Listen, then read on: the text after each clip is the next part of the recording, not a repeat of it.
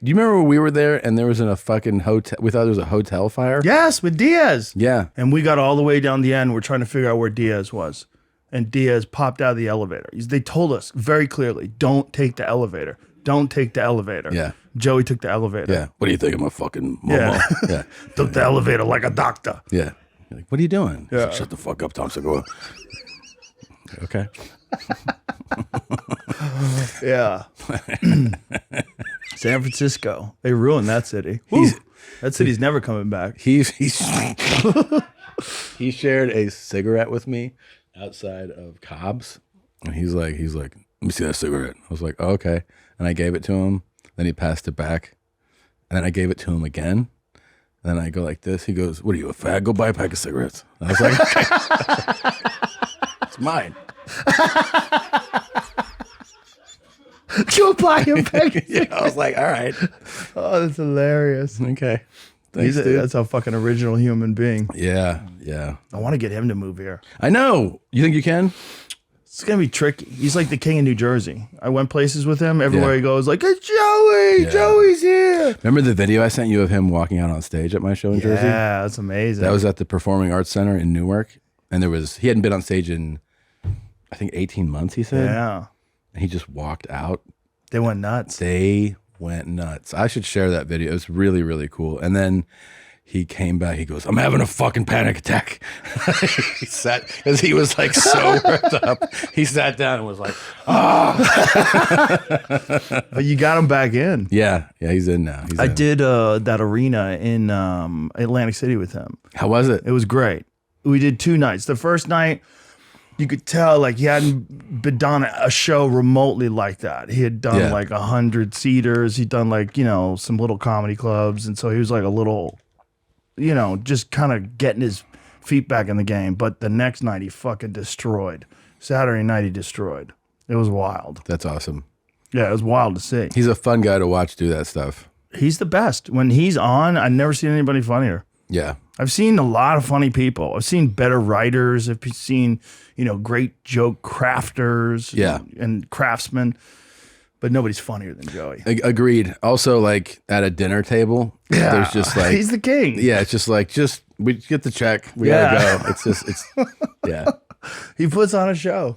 Joey was always the funniest guy in the parking lot. Yeah, that was the thing. And Joey figured out how to be the guy in the parking lot on stage, and it was like an instantaneous switch. That's all. I'm telling you. Were you there during that time? During the time where he really got good? You came around 2007. He was already a murderer by then. Yeah, so I was after that. This is in the 90s, man. In the late 90s, like 90. I met him in 96, I believe, and I think right around like 99, he figured it out. Really? Man, it was like he hit a switch. And he had just decided that, fuck these agents, these cocksuckers, they're not giving me shit.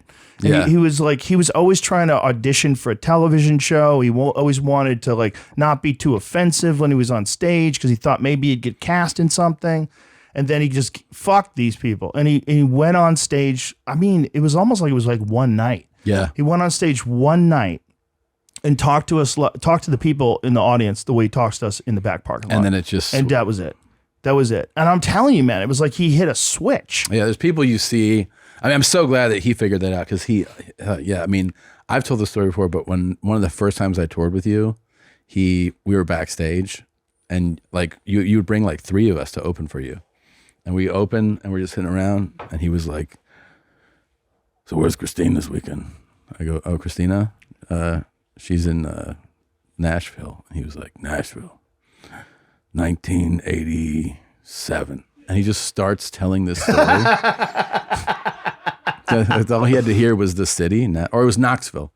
I got this guy tied up in my trunk, dude. And I'd never hung out with him. I had no idea what was happening to me. I was laughing so fucking hard. Oh man! And then I made him retell. We all got into a van after, and I go tell him. And he's like, "Tell what?" I go, "The fucking craziest story I've ever heard in my life. Retell that again about Knoxville." He's like, "Oh yeah," and it was like he's got so many stories. He's got so many. He never runs out of them. He does the honeydew with Sickler, and they do.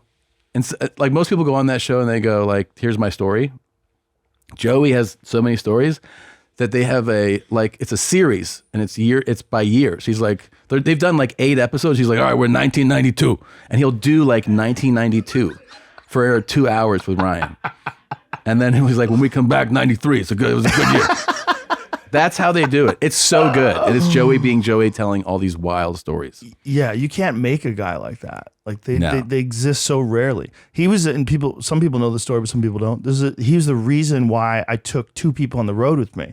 Because I would take Joey on the road, but Joey would go off on benders and he would not show up. Yeah. And it would happen, not always, but it would happen enough that you had a plan for it. Right. And so a couple times I had to use local openers, and then eventually I go, I'm just going to bring 3 people, just 3 of us. This way, if Joey doesn't show up, it's 2-man show. Joey shows up, it's a 3-man show. Yeah. No big deal, because I just didn't want to fuck it up. I could not believe you told me that, because when you're opening and somebody big says like, you can open for me, it's so exciting, but it's also like you're so thrilled to have a job. Because you're always trying to find good show. You're going from maybe you have one good, you're getting one good show every few months. Like you're on good shows all the time. Yeah, that's the packed thrill. Crowds. And so you just are so thrilled that someone's taking you and that you're getting to see, like you're getting to perform in front of real crowds.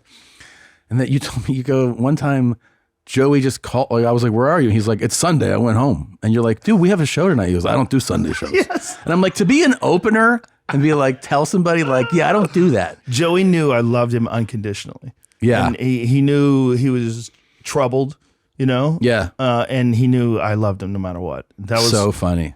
I just told him, you show up, you're always going to go up. That is one of his. We can always work together. Just tell me you when. gave him that. You also said that I would be like, I'm nervous about this new thing. You go, you can't get fired. Yeah. And I say that to people now. I go, you can't get fired. Don't you can't worry. get fired. Yeah. That's when I got Ari super duper high once in Boston. He's like, oh, I'm too high to go on stage. I go, dude, you can't get fired. You can't get fired. Yeah, I go have show. fun. Yeah. Go have fun. I go, you're 100%. Like, I'll always use you. Yeah. We'll always work together. Go have fun. I remember one time I was working clubs in like 2012. I'd known Joey a few years, and he just called me one Sunday and he goes, what are you doing? I'm like, I'm in Kansas City. And, he's like, what are you doing in Kansas City? I go, I have a show tonight. He goes, you know what kind of fucking Momo goes out on a Sunday? And I was like, what? He's like, you can't do Sunday shows, Thompson. And I go, but it's part of my contract. He goes, you tell them I don't do Sunday shows. I'm not a fucking loser piece of shit. And I was like, okay, I'll tell them. I love Sunday shows. Yeah, like, all right, Sunday shows are casual. I know. Bert and Tom and Bert. One goes topless while the other wears a shirt. Tom tells stories and Bert's the machine. There's not a chance in hell that they'll keep it clean. Here's what we call 2 bears, 1 cave.